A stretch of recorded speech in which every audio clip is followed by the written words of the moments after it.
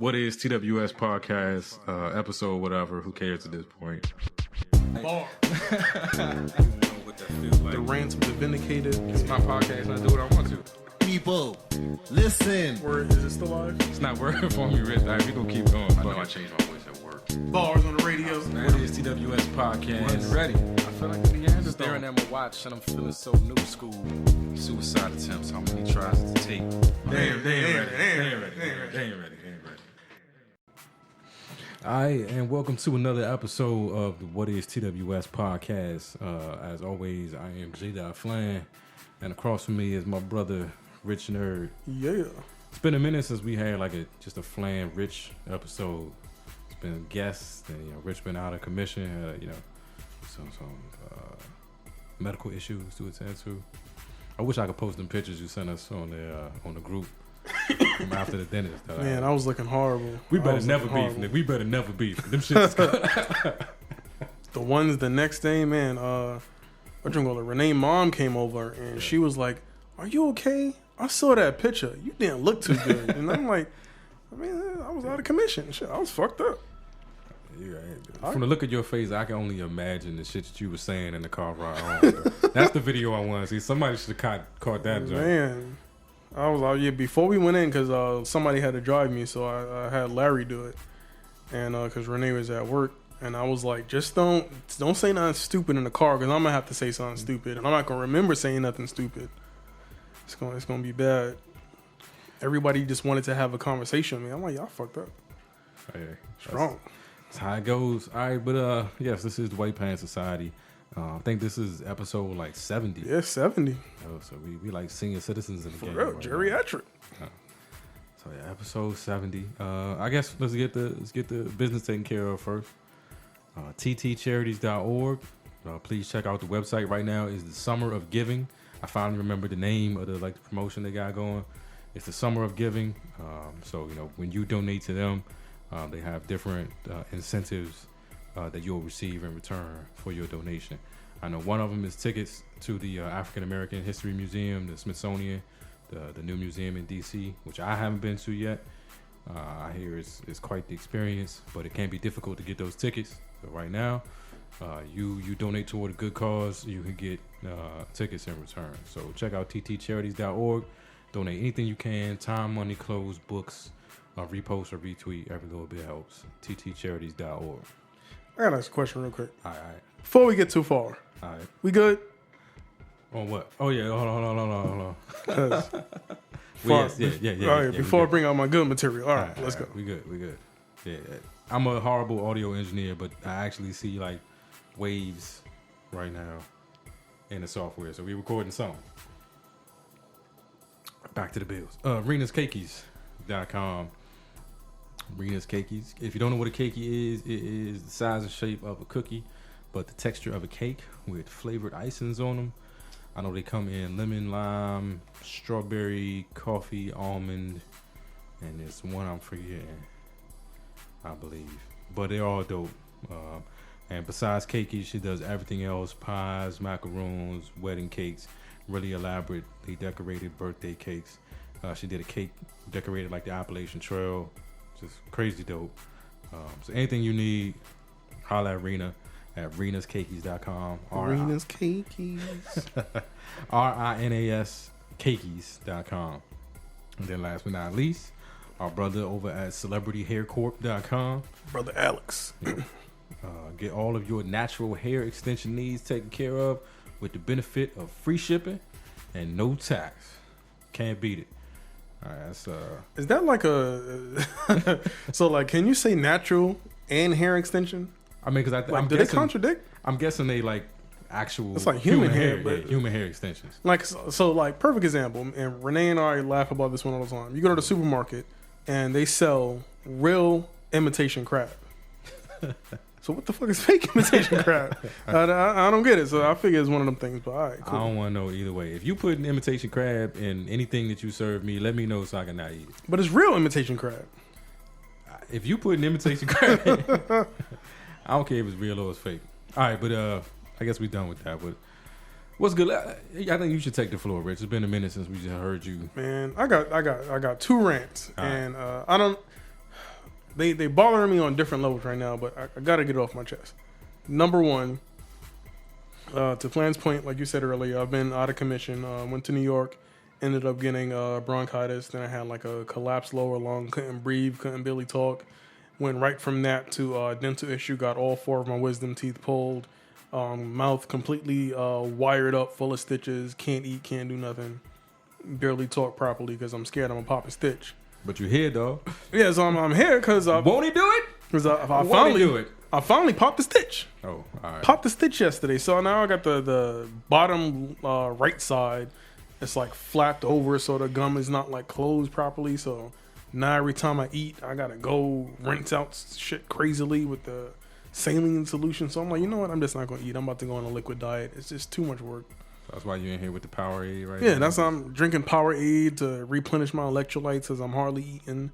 But God damn it, this dental game is real. Like, it's a racket. Like, they get you in there and they be like, well, you need to do this, you need to do that. You take out the top two, you got to take out the bottom two. They force you to do shit. I got like 2 more appointments to do more shit that don't know if I really need it. But since they suggested it and they had some x-rays up, it's like, fuck it. They know better than me. But god damn, it's like the doctors too. You be perfectly healthy until you actually go to the doctor. All of a sudden, they find some shit. Like 25 years, you be good. All of a sudden, you go to the doctor and you got a growth in the flu. It wasn't bothering me yesterday. Doctor right now because if they tell me, Flan, you can't handle more bacon, I'm like, kill me now. Like, just go ahead. Like, just let's start making arrangements because I'm going to eat it. They say, Flan, you can't drink any more squirt. Pause. That's what I'm saying. Like, is the more you know really good for you? I don't know. I want to enjoy my life. I know people are saying like you're not gonna enjoy your life because you're risking the quality of life. Like at some point, all this shit is gonna catch up with you. And I don't know. I just want to be happy for as long as I can. And some things, and bacon and sodas, well, just particularly a grapefruit soda, it makes me happy. I like pop. I've never really been a big bacon fan. Yesterday, I did have a bacon cheeseburger though. Hold. See, I like how you be glazing over shit. Like you just say it and keep moving. Like we're not gonna talk about that. You from the East Coast? Fuck is pop? What the fuck is pop? You know what pop came from? That's a motherfucking Midwest. motherfucking Renee. Yeah. Every time I'm at home, you just giving up your East Coastness for it? Every time I'm at home, it's like, yo, I need a soda real bad. I need some Coke or something. She's like, oh, let's go get some pop. And then here go Larry. Oh, yeah, I got pop. And then here go Sharon. Oh, I want some pop too. And then here come Patrice. Oh, pop. But do they know what a pop is on the East Coast? If I say let's go get some pop, we talking about a completely different. Yeah, it's something completely different. Completely different situation. So now it's like fuck it. You hear it so much, it's killing me. Damn it. All right, my bad. But you said you had 2 rants. Right? No, the other one, these motherfucking barbershops in Texas. Every it's like every other block I'm driving home, you see barbershop. Cool. But they're all white barbershops. They don't cut the Negro head. Like they don't know how to give me a dark Caesar against the grain with a shape up and a fade and a tape up on it. They don't know how to do all of that. Finally, once in a while, you get like a good barbershop. I had a few good people recommend good barbershops to me. Yeah. Why the fuck are the black barbershops not open on Sunday? Sunday or Monday? Do they do that in New York? Because I'll never know. No. Like, yeah. They don't do that in New York. Yeah, I can go to a liquor store on Sunday in New York. I can go get a Fifth of Absolute and a Shape Up in New York on Sunday. I say, yeah. In DC, they most of the time they close. Like barber's weekend is Sunday or Monday, and the ones that work Sunday or Monday, then they probably don't work Wednesday. Like like they going to work Saturday. That's the money day. But yeah, I'm accustomed to barbershops not being open on Sunday. They open on Sunday in New York. It's the weekend. I don't really have time to go during the week. Yeah. So I got to catch it on the weekend, and then everybody knows once the weekend hits. Friday night, you're automatically hanging out because you're trying to relieve that steam, make up for the rest of the week. Saturday, you got to get all your errands out the way because shit closed down on Sunday. You can't do errands on Sunday because you need that fresh cut for the Saturday activity, Saturday evening activity, unless you got started Friday night. I mean, my Saturday activities was me, Gatorade, and some soup that I ate like 3 spoonfuls of because I couldn't chew it. So... I needed a cut for work, couldn't get a cut nowhere. I'm like, God damn it! So I pulled up. I feel the frustration, but yeah, I can't let you put that one on Texas. I think that's a lot of places. No, I'm not blaming Texas. I'm blaming barbershops in general. They need to be open. Damn it! and this is what got me pissed off at the barbershop. I'm going to end it after this. This is what got me pissed off at barbershop. I told you earlier, I was trying to go to Hair Lounge. Shout out to Hair Lounge because they're actually good peeps over there. They do good work. They do good hair. But you go online. Clipper Beast. You go to everybody's profile. One dude don't work certain days. Other dude don't work the certain days. And then one dude works the days, but then he only works like a subset of those goddamn 2 hours here, 2 hours there. And then the other guys, nobody works a full schedule. The only one with a full schedule is Drew. Drew ain't taking no more. Drew got a full schedule. You go to his calendar, it's like book me now. All types of space for booking, but then big ass letters, no new clients. You the only one working? Don't trust them new nigga. How you the only one working and you not taking clients? Hey, damn. what's that Drake joint? No new friends or whatever. God damn, that's exactly. As soon as I read it, it played in my head. No new friends. No and new I was friend. like, God damn. All right, so if that's your rant, Rich, you know, in the vein of being a light, I see we've established a need, right? So then we need to open a barbershop and be the only motherfucking barbershop open on Sunday. Get all that good. That's it. We open Sundays only. Get that church money. Get all that good church money. Let's do it, Rich. Only open on Sundays, folks. So it could be a completely different business for the rest of the week. It could be a church of chicken or something for the rest of the week, and then we cut hair on Sunday. Man, gotta make some money. I'm full of ideas. Rich. Gotta make some money. Full of ideas. I'm broke, but I'm full of ideas. Right, for me, the only thing I want to talk about is something I missed on the last episode I did because I was all over the place on that episode. I wasn't in a good frame of mind. Like life had beat me down a little bit, but feeling better now. But I talked about OJ, and I talked about OJ before when we mentioned who were we talking about, and I was like, they about to pull a OJ.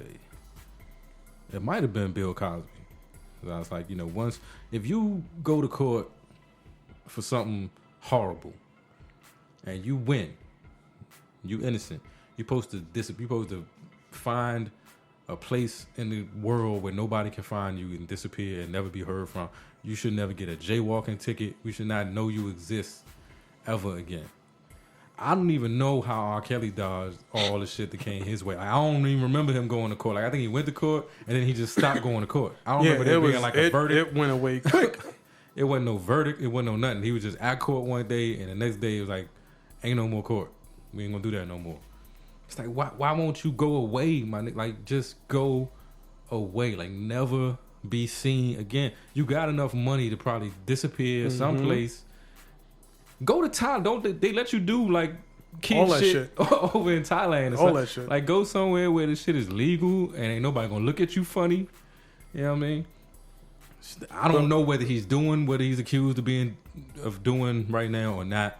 It just to me makes no sense that we talking about you again in the same. At least let it be a new crime that you commit. And I get at the OJ. Like OJ went from murder to armed robbery or kidnapping or some shit. He spread his wings. You know what I'm saying? He diversified his bonds. But don't come back up in the news for the same shit. Like because at this point it's hard to keep saying you didn't do some of it. and I'm anxious to see how this turns out. Because first of all, how did this leak? You know, I'm trying to figure out how to like a girl escaped. I think the parents of one of the girls. I don't know if she escaped or she just got released. I don't know how it works, Rich. I don't know how the sex cult works. But my thing is, Bill Cosby, I guess supposedly drugs someone and has sex with them. Several someones and has sex with them. Raked through the mud, case, just like you said. Yeah. R. Kelly has a fucking cult, and no case, like nothing's coming out. Like, is he above the law? Like at this point, it's only ever been slander. Yeah. For the last couple of years, and we know about Aaliyah. You know, it was in the movie. Yeah. It was in books. Like, so we know he did that. He got caught doing that. We know how old she was and how old he was. We seen him pissing on people. So we know what his nasty ass was motherfucking doing. But why is there there's proof and imagery of him doing it. Nobody follows up. There's hearsay of Bill Cosby and he dragged through the coals. I don't get it. Maybe he did go to court for something. I don't know what it was for. I I don't know, man. I just is R. Kelly even speaking like out against it or denying anything? Or I think somebody from his camp has said, these are flat out lies or whatever. But I do think this goes back to what was said on the Carmichael show. I love that show. I'm so sad it's gone. But he was saying like talent trumps morals. Like all the shit that Michael Jackson got accused of. I say it in air quotes, accused of. Ain't nobody gonna ever stop playing Michael Jackson. You ain't gonna never get in no trouble for playing Michael. You ain't gonna go someplace and they throw on Rock With You or something and you be like, oh, I'm leaving because y'all playing Michael Jackson. Fuck no, you gonna dance. And it's probably the same thing with R. Kelly. Like, I'm not a big fan of his music. Like, I don't really enjoy R. Kelly music. That's another one of my Black Card Revolt issues. I'm not a big R. Kelly fan. But I feel like... But he's a... Yeah, no matter what he does, somebody put on Step in the Name of Love, ain't nobody gonna get mad at it. I think Bill Cosby had just reached a point where the stuff he did in his heyday of talent was so far gone, so far it's in like, the back. What have you done for me lately? It's being outweighed. There were new folks. There were folks that don't know who Bill Cosby is. And like, oh, but he raped some people. If it's R. Kelly and you still know what R. Kelly did, it's people like... he's still relevant. Like, did he For some reason, he's still relevant. But he puts out step music, though. I don't know. All right, since you mentioned it... All right. Do you think Michael did it? I remember being on the fence. Like, did Michael rape them little boys? Did he not rape them? First of all, well, all right, this not gonna be popular.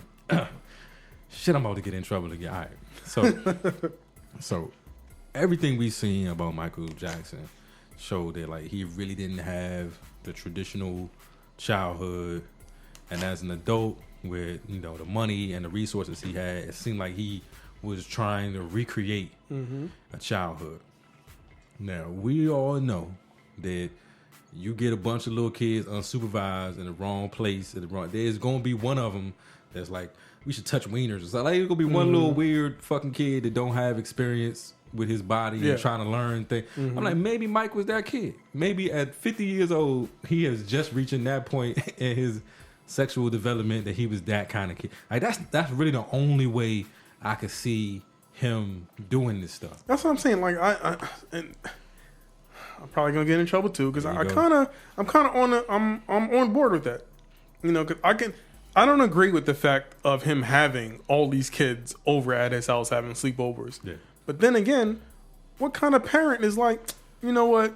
Go spend a night with this dude. It's okay. I'll see you later, babe. It was Michael Jackson, though. It was motherfucking Michael Jackson. I got to sleep at Michael's house, and you got all types of clowns and theme parks, and I'm gonna have a sleepover with the kids. Don't pretend like you don't remember how cool and it was for no reason. Like when I think about it now, like why was Michael Jackson like the epitome of cool? The stuff he was doing was so like almost flamboyant, but it was the coolest shit. I remember that this dude was walking around with a monkey named Bubbles. I remember that the way you make me feel video. He got on a fucking clam diggers or whatever, high waters, and a shirt that's like tied up in the front, like some stuff that if a regular dude was wearing that couldn't get away with it at all. But he was pulling like the baddest joint in the video when he was humping the ground, and we was like, this is the coolest nigga of all time. Do you realize how cool Mike was? He was wearing Captain Crunch suits, and we all thought that it was amazing. He had glitter. But see, and it goes back to the point you just made: the fame. You get to a certain level of fame and trumps, talent. All that. There's other people like Prince. Look at the shit Prince was doing. This Prince had on high heels, perfectly arched eyebrows, face full of blush. Blouse. Took him on. And he was pulling all the girls. All the girls. And Prince would take your wife. Yeah. And everybody loved Prince. I told you. Prince would walk in the room looking like your wife and take your wife. I think I told you my Prince story. I ran into Prince one time. I tell the story all the time because I'm like, I ran into Prince. Made me feel important. But I was working for what was I working for? Homeland Security. So I was in like the airports and the international section of the airports, like replacing the customs terminals. We was giving them like all new machines with the new software and all that. And Prince is coming in off a flight or wherever he's coming in off of. And that was the first time I realized like how tiny this dude was. Like he was, I think he had on some pretty decent platforms, and he was still shorter than me. Like he still wasn't my height, you know. Dang. And he had these big dudes with him, like 3 or 4, like really big black dudes with him in suits, and this one like she was like Asian chick that was with him. And I remember wanting to like say something to him and say, you know, hello, I'm a big fan or whatever. But you could tell from the look in the big dude's eyes that you might not want to walk over there right now. And then I was watching him, and he's talking to the customs agent. Well, the customs agent is talking to him. They're asking him questions. The customs agent would ask him a question. He would lean over, whisper in the Asian girl's ear, and then she would answer the question. Damn. That's my Prince experience. That's my whole story. It wasn't entertaining at all, but I felt good for getting it out. Fuck it, it was Prince. Fuck it though. All right. Since we talking about famous people we met, All right. I sold a pair of Converse to Travis McCoy. Who the fuck is? You don't know who Travis? God damn, Jared. Who the fuck is what? What's the first name again? Travis. Travi. All right, yeah. All right. First, you gotta explain who it was, and then you can go. All right, I'll Google it. My bad. Travis McCoy. You don't know Travis. Dream Class Heroes. I know who LaShawn McCoy is. Is Travis McCoy the handlebars dude? Is that the handlebars He's dude? the dude on Billionaire with Bruno Mars. Used to sing that song. Take a look at my girlfriend. I recognize him now looking at the picture, but he was never anyone important enough for me to have known their name. That sounds fucked up, but it's true. All right, so I met Jennifer Love Hewitt, but nobody cares about her. Jennifer Love Hewitt. Who cares about Jennifer Love Hewitt? She could, back in the day, she could have got it. I met her when she was filming that Party of Five. Jennifer Love Yeah, Hewitt. Right. I met her when she was screening that one show though about ghost and paranormal shit. Oh yeah, she was like the ghost whisperer. Yeah, so when she came in, I thought like she was bringing them niggas with her. So I was like, she's like, hello, and I was like, they'll get you right over there, man. Don't talk to me, fucking supernatural motherfucker. All right. But anyway, all right. So what's gonna be our main topic? You want to get into this? I mean we can. Happened a few days ago. Why not? All right. And then I'll talk about some BS I guess afterwards. All right. So Linkin Park frontman Chester Bennington committed suicide this week. Hung himself. So I haven't heard anything more than that, other than the fact that he committed suicide and it was about hanging. Like have they talked about? Did he leave a note with like reasons? Did So I anybody see haven't this seen. coming? I haven't seen anything. I didn't realize he was 41 though. Damn. Yeah, I know. I was thinking the same thing, but then at the same time, it's like, I mean, they've been out for so long that it's like, why not? Because they're definitely older than me. But yeah. So I haven't heard anything about a note being left or anything like that. But I mean, several stories are circulating, and he's done several interviews over the years. He's talking about his abuse of alcohol consistently, his abuse of drugs consistently. And he's always said, I admit it, it's wrong. I know it's wrong. It's not making me feel any better. It's not doing me any better. But yeah. I mean, it's my vice. It's my addiction right now. What do you want me to do? He's openly talked about the fact that he was beaten and molested and raped as a child. And that's something that he's always needed help with. He said himself, like, when that happens to you, what else would you do? Fucking do drugs and alcohol. So he's been self-medicating for so long, and I think he just finally reached a point where it was like he couldn't deal with it anymore. Yeah. And on top of that, one of his best friends, the frontman and lead singer on Soundgarden, Chris Cornell, he hung himself and committed suicide back in May. Yeah. So 2 months later. Yeah, it's crazy and it's sad, like, because I think the part that hits home for me is like a lot of times like that, and I try to tell this to my nephew, because my nephew I think is extremely talented, but has a lot mentally holding him back. Like he can't get past certain things, and it's kind of holding him back.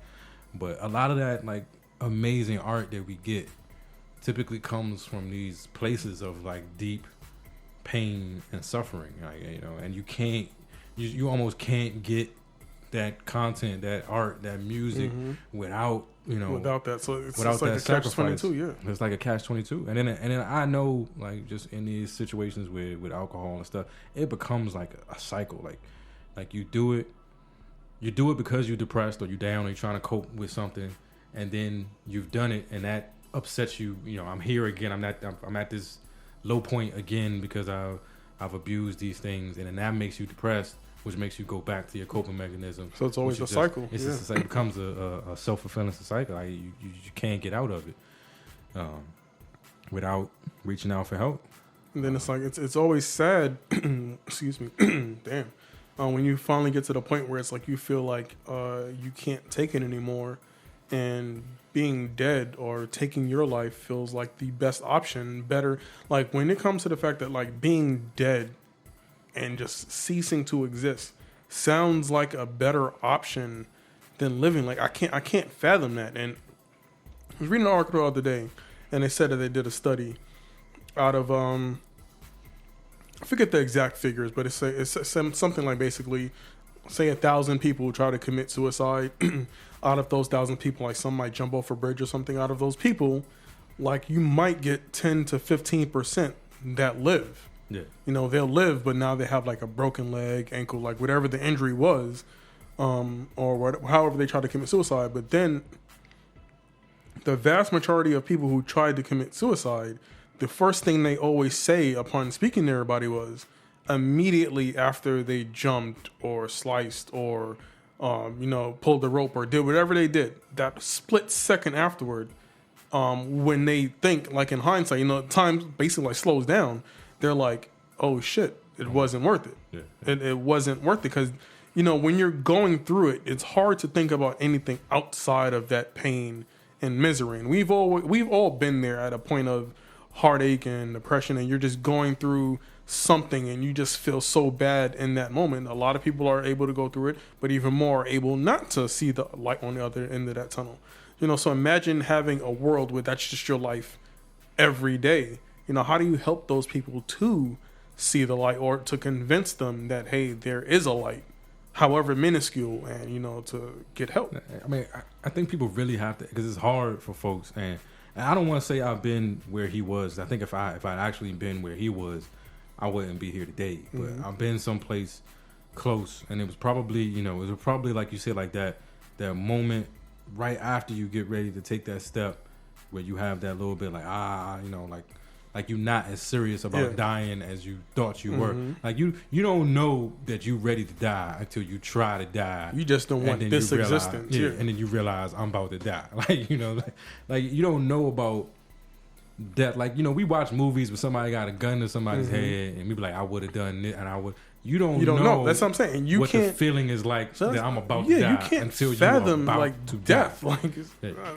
Like I was watching this movie once, and it was about suicide, and I think like this kid tried to slit his wrist or something in the bathtub, and one of the people pointed out is that he had 2 razors on the bathtub, and he's like he got 2 razors because he was afraid that in the middle of it he would get so weak that he would drop it, and he wanted to be able to finish. And he's like, how much do you have to hate life that you bring a backup razor? Yeah. Like, you know what I'm saying? Damn. You have to understand when somebody is at that point, like that. And I think, at my lowest points, probably the thing that saved me was that I'm a punk and I don't want to feel no pain. Because I was like, I ain't going to jump off shit because I'm afraid I'd pick a thing that just wasn't high enough and I'd just be fucked up for the rest of my life. Or I don't have the money to buy a gun, and then what if I miss? I done heard too many stories about like people trying to shoot themselves in the head and then being fucked up for the rest of their life. So I was like, all of the options that felt like they would be certain, like there's a risk of too much pain. I don't want, if I could slip away into the night, that'd be something different. But when you get past that, to hate life that much that you can get past that fear of pain or that fear of the experience of dying.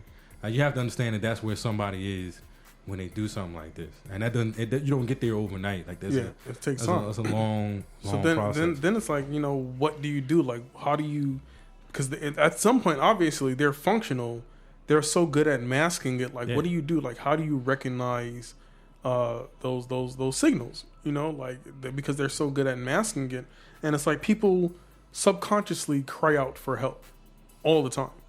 All the time. You and I talk on a regular basis, and I'm grateful that you and I have a friendship to where, if I'm going through something, I can say like, yo, Jared, I'm really fucked up right now. I need to talk to somebody. Yeah. And I can tell you those things, or you can tell me those things vice versa.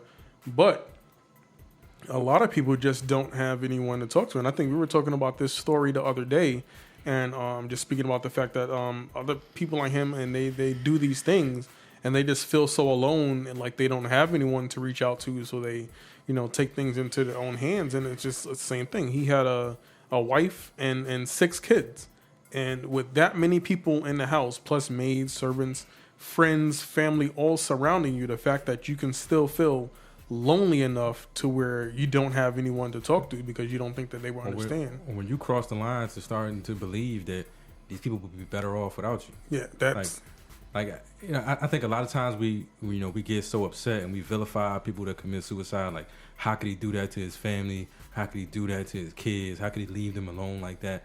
There reaches a point where you really start to hate yourself enough that you believe that people will be better off with you not around. And so yeah, I'm afraid of folks coming out and having like mean or hurtful things to say about this situation, because that's why I told you I've been staying away from social media because it's the wrong time. It's stuff like this you don't take lightly, and to your point, they do vilify people when they commit suicide, and I don't think it's a time for vilification. Like, you need to be trying to understand the person's mindset and what pushed them to that level, and then how do we help the family and loved ones that are there now? Yeah, how do you prevent it from happening to someone else? I don't know. Yeah, I say it all the time. My wife literally saved my life. Like, she was the person that, in my lowest moments was like, I'm not going anywhere, even when you trying to get rid of me. Like, I see you trying to get rid of me. I see you trying to push me away so that you could be alone enough to justify what you want to do. And she just refused. Got my mom involved, got other people around me involved, and now I'm in a space where I can have those moments, but that's not an option for me. I love my daughter to death. I couldn't imagine not being here to see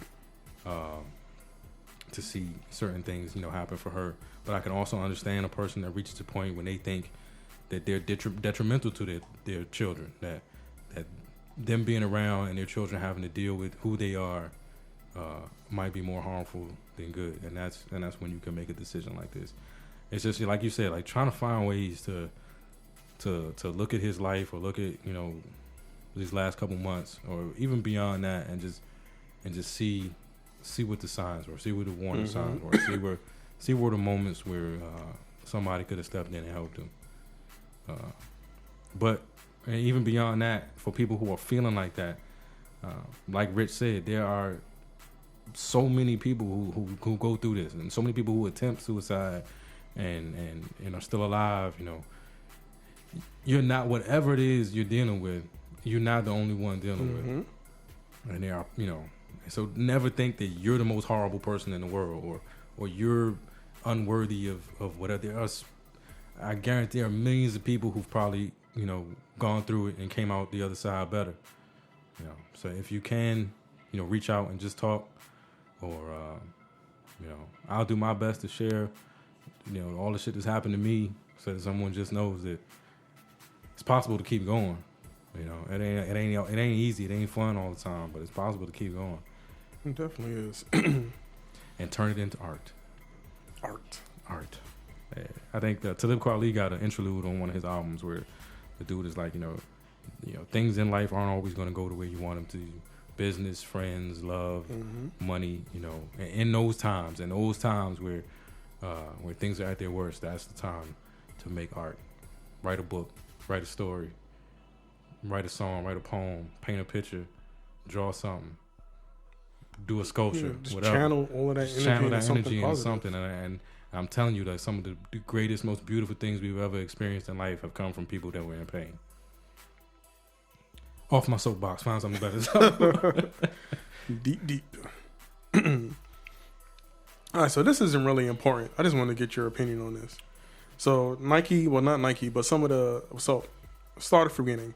Nike got the official NBA contract, so they're not only making the college uniforms, I saw but the NFL uniforms and not the NBA. I saw they revealed the new NBA uniforms. I was like, these look like the old NBA uniform. So it's slight differences. Slight notable differences. Like they got rid of the T-shirt form factor, which sucks. That shit sucked. Yeah. I don't know. I kind of like them. I hated that shit. I don't know if I would have wore them, but I kind of like them. I think they look dope.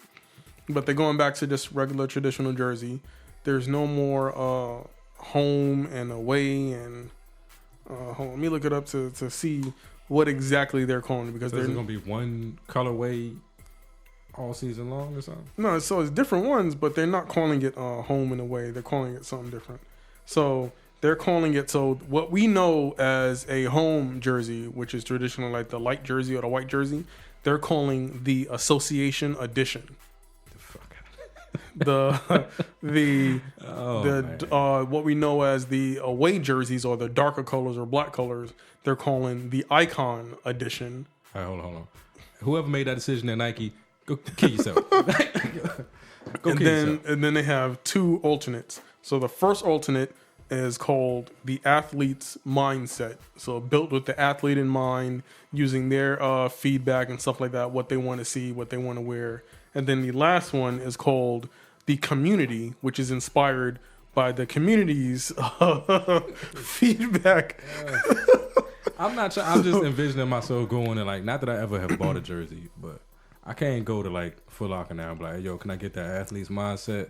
That's what I'm saying. I need the Icon ASAP. I need that Wizards Community joint though. Like, pull that down. So the reason why they said they're doing this is because they noticed over the past couple of days, the NBA has been changing rules left and right. They're so fucking lenient now. It's ridiculous. At one point, Michael Jordan couldn't wear a pair of shoes with black and red. Now your shoes had to match. Your shoes had to either be white or black. Yeah. Then your shoes had to match your uniform. Now you wear whatever the fuck you want. So it's been changing so much, and because the teams are choosing more and more not to wear the home uniform, like you'll be at home, and instead of wearing the white uniform, the Lakers want to wear the yellow and gold or the blue or the something else, but they never want to wear the white. Like, fuck it, let's just do away with it. Let's not have them have to wear home uniforms. So I guess I just disagree with the trying to come up with this weird nomenclature. Like, just call it the purple joint. We got the gold, the purple, the gold. So I'm with you on that, because so two things are gonna happen. One, now people are gonna have to memorize the nomenclature and all the different names. Yeah. But two, because teams aren't obligated to wear home jerseys when they're home and away jerseys when they're away, and they can wear whatever they want. How do you keep track? Like, are you gonna, what I'm saying? You can't do it ahead of time. I don't know next week, Monday, how I'm gonna feel. Therefore, I can't tell you right now that I'm gonna wear my home jersey or my away jersey for our game next month. Yeah. So the day before, everybody has to decide, or every time you do something, the teams just have to bring all of their uniforms and be willing to switch last minute, because you don't know, I'm going to wear my dark because I'm traveling, or I'm going to wear my light because I'm home. Because now everybody can wear whatever the fuck they want. I think it's still the home team the home team gets to say, this is what we're wearing. No, but that's what I'm saying. You have to adjust. Yeah, so it's the same thing. But what I'm saying is, you can change it. So because it's not home team, I have to wear my home jersey, so I'm going to wear light. So you just bring all your dark uniforms when you travel. Home team can do whatever they want. So now when we're traveling, we have to bring our dark uniform, our light uniform, and our two alternates, because you have until the last minute to say what you want to wear for tonight. Hey, here's my feeling on that. I hope equipment managers across the league start getting paid more. And I really had no sympathy for what these $1 billion corporations, basically, these teams have to go through. So if they got to now manage bringing an entire arsenal of uniforms every time they go someplace, now you got to carry 4 uniforms plus 2 alternates, plus these bougie ass players want to have extra shoes to match the motherfucking alternates. For what you have to pay for playoff tickets, yes, you got to carry all of them, and you just have to bring your own basketball. I don't know, come up with some more rules for shit they got to carry, and pay the equipment manager more. So I thought that shit was great. Let's make some more jobs. That on top of the fact that now Nike's honoring advertising on uniforms. Yeah. So I think it's only 9 teams to begin with have like official advertisements but they're probably going to be looking to expand. But now you got to be looking at the uniform, and then so now you got the uniform, and then you got the patch on top, whatever organization that they're doing, plus whatever advertising we're doing, plus if you're the team captain, he got that crap, plus whatever ribbon that they got for whatever. You know what I mean? It's too much. They're gonna start looking like soccer jerseys and all shit. it's going to do for me is, like I said, I never was a guy who bought jerseys. Yeah, but now it's like I'm definitely not going to. Now I'm absolutely not going to buy a jersey. I'm not going to. Too much. I'm already a walking billboard for whatever team it is that I want to support. But I'm not going to also advertise Nike and that's what I'm saying. Goodyear tires and the Nike swoosh on the damn jerseys is big as hell. So now it's like, damn. Now when I want to go outside and I want to rep the Golden State Warriors, I got to rep the Golden State Warriors. Plus I got to rep Nike. Yeah. If you're a Cleveland fan, you got to rep Cleveland. And Levitra plus rep Nike. And then they're a Goodyear fan. What if I don't like Goodyear tires? What if I like Michelin? Wonder Bread, whatever it is. So I work at the Michelin factory, but I can't wear my jersey to work. Here's an alternative for you, Rich. Get yourself some What Is TWS gear. It'll only ever be one logo on that one. Hey, rock TWS. It out. We need to make some jerseys. Let's do it.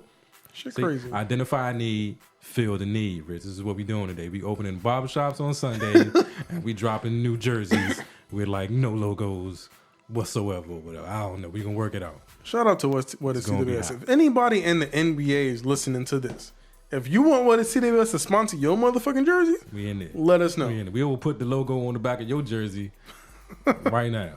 Hey, all right. So on this NBA jersey, whatever tip, pause. Lonzo Ball, right? So we got the Big Baller brand, right?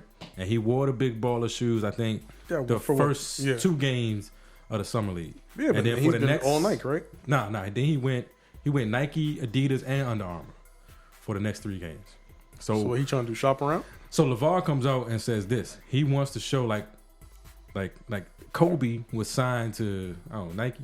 Kobe was Nike. What was Kobe? I don't know. See, Kobe was Adidas, then he was Nike. All right. So Kobe, whoever he was, whatever, and so that means whoever he's signed to can dictate to him what shoes he has to wear. Mm-hmm. What, and I mean, pretty much what gear he has to wear in totality. Like he can't walk out with some Adidas and a Nike jumpsuit on. No. You got to rock the whole Adidas thing. He's saying that Lonzo, because they their own brand, can do whatever he wants to do. If he wants to wear the Big Baller shoes, he can wear the Big Baller shoes. But if he don't feel like wearing Big Baller tonight and he want to wear Under Armour tonight, he can rock the Under Armour. And that's where stupid. He's like above everybody else. He's not above everybody his own else. brand. It's stupid. But what some people are saying he's actually trying to do is just show these other brands, because they're still saying that they're open to a deal. Yeah, he's trying to goad someone into a deal. Yeah. Right. So he's like, so look what happens when Lonzo wears your shoes. Look what happens when Lonzo wears your shoes. That's exactly what's happening. So he's just giving everybody like a trial view. Like, is this dude the craziest father of all time? Like a great father. Don't get me wrong, great father. Those are goals that I have. If Elise ever decides to play, I'm gonna support you to 100% the fullest. But sometimes it's like, is he crazy or is he just a fucking genius? Because he might get this Billy. He been asking for a Billy for the family. It might happen. He not gonna get that Billy. You don't think so? Lonzo ain't worth no Billy. Hey, Lonzo was balling a little bit. I don't like that. His little brother been disappointing. I don't like that 6 for 21. You got a triple double, but you went 6 for 21. But Lonzo been balling a little bit. I don't know. LeVar may just. Maybe I feel like there is a method to his madness. Like, it's not just purely, I'm the weirdest motherfucker you've ever met. Like, I gotta wait and see. I gotta see what Lonzo does against actual real players, NBA competition, real players. I don't know. This is shaping up to me to be an exciting year. Like, I think we're finally gonna get a good look at Ben Simmons. Lonzo is in the league. Was it Danny Smith Jr. Looking like a monster, dunking on everybody in the summer league. But see, the thing I like though, those players, they're just sitting back, they're being quiet, they're honing their game, they're showing out, but they're doing what they got to do. But Lonzo is playing, but then he got his father out here talking shit. Oh, you're better than Steph. He's better than Steph Curry. All that's gonna do is, as soon as the game come up, Steph gonna smack this dude's ass. So, you better than LeBron. As soon as he plays LeBron's gonna light that ass on fire. He might already had that Billy by that point. Like, is it about the legacy of the? Because if it was about the legacy of the game and being the best player you could possibly be, we wouldn't be having these conversations.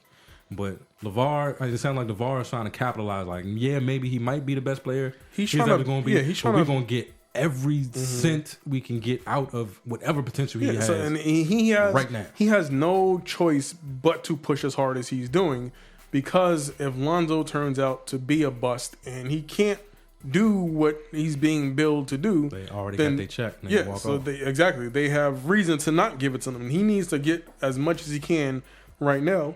Excuse me. So win or lose, he already got the money. But with that being said, he's still setting this dude up, because you're not going to be on a court with him. That's like when your parent drop you off at school and then your mom want to kiss you right before you walk in. You setting that kid up. He's setting him up for failure. You know, he's going to have everybody in the lead attacking this dude. I think he's going to be a good player. I don't know if he's going to, I mean, I don't believe he's going to be better than Magic. But, you know, the crazy thing is I was watching a YouTube video last night, and it's like before last season, they were showing all the clips of people saying, and this was before like Russell Westbrook even got close, but just clips from decades ago and from past players saying how Oscar Robinson's record was untouchable. It was never going to be broken. Impossible. Not going to happen. And then everything is up for breaks, but shit happened. It stood for a while. It could happen. It could. So, but Lonzo could happen. It could happen. I doubt it, but it could happen. I don't want to be one of them clips where it was like, here's Flan saying Alonzo was going to be some ass from day one. The way his dad builds it, he's going to be Magic Johnson from day one. And I just don't. That's definitely not going to happen. Look how he's playing. I don't know. I mean, it's going to be an interesting season. I'm ready for football, though. It's football time. All right, Colin, hurry up and cut your hair so you can get a job. You know, when Vic speaks, people listen. I don't think he's gonna get picked up. He's just it's over for him. It's over for him, and it's sad. And I want want to stop giving money away. I'm trying to remember who somebody called for the boycott. It was somebody prominent, and I can't think of who it was. And I want to back that and be like, yo, if Colin don't get a job, I'm boycotting. It's not gonna happen. But I'm not gonna do it. I'm planning a fantasy draft party for my wife's birthday already. The weekend, Saturday, September 2nd. I haven't found a venue yet, but we're doing it again. And the draft party is a part of the party. I thought her birthday was the week after. No, her birthday is the 3rd. Oh shit! That's supposed to be Nola. Oh shit! God damn it! You gonna see? Y'all gotta empty these text messages. We gotta figure it out. Decisions to make. Yeah, Tammy's birthday is the 3rd. So I'm supposed to be doing like a draft party for her birthday. Maybe I can get everybody going. All right. Anyway, I think that's enough time. We've been yapping. I think it's been a good episode, though. I appreciate y'all hanging with us for 70 episodes. If you're new to the show, 70. Yeah, if you're new to the show, please hit us up on iTunes, rate and review, leave a comment. Definitely. And the 70th person to leave a comment, if you go to Rena's Cakeys and buy a box, you get some cakeys. 60% of the time, it works 100% of the time. But it is what it is. All right. But yeah, let me try. I keep trying to figure out the right outro. Like, there's a lot of darkness out there. Fuck it. Just be the light. Peace. Peace.